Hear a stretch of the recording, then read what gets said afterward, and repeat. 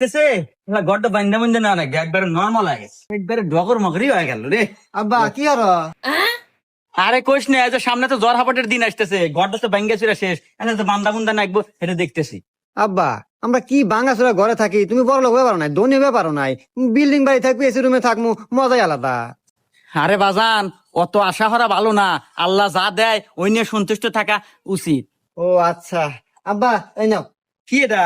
ওই আজকে পরীক্ষার রেজাল্ট দিছে আমার। ও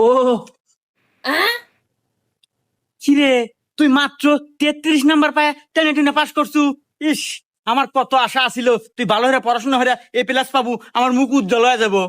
আব্বা হনু, অত আশা করা ভালো না, আল্লাহ যা দেয় ওইটুকু নিয়ে সন্তুষ্ট থাকা উচিত।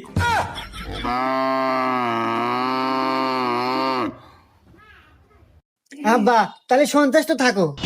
বাইগান